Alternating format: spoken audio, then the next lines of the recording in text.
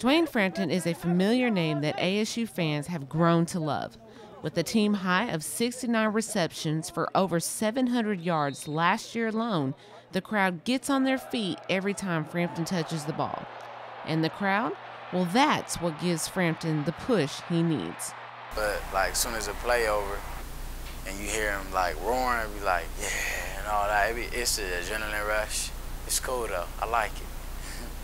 Dwayne is known to stay late after practice to help better himself every day. He hopes that this will help his team get pumped for the season. Eventually, what I'm hoping it does, it just rubs off on everybody else because, everybody, it's 120 Division I's in the country, and, not everybody stays after practice or comes up here on an off day and does what they need to do as far as extra, so if we can get that accomplished, we're going to win. We're going to go 10-2 regardless. But life for the wide receiver hasn't always been easy. Growing up in one of the hardest cities in the United States, he has done all he can to make sure that he chose the right path.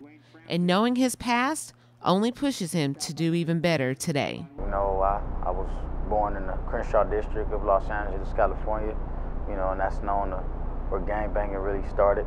And nobody just finna keep punking nobody, so that ultimately leads to that dude who didn't gangbang finding a home with Bloods or Crips, and that's how more casualties are caused. So I take that and use it as motivation so I can go back eventually and help my area.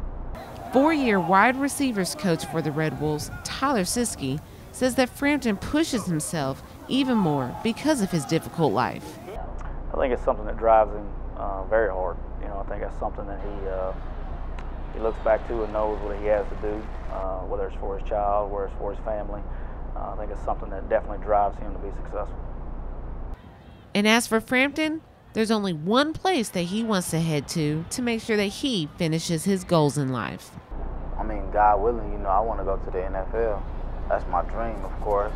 But right now, I'm not really focused on it. I'm just trying to focus on helping my team win because, of course, with more wins comes more opportunities for that to happen. But that's my goal.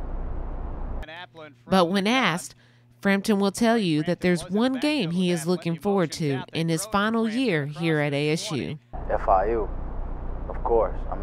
They in our conference. They got a great receiver over there, but they beat us for the Sun Belt Conference Championship, and that hurt it.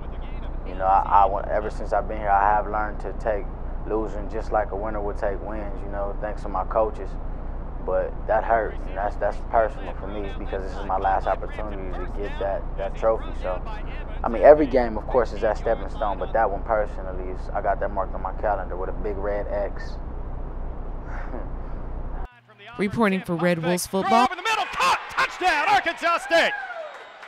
Right there to make the grab was Dwayne Frampton in the back. This is Joetta Porche.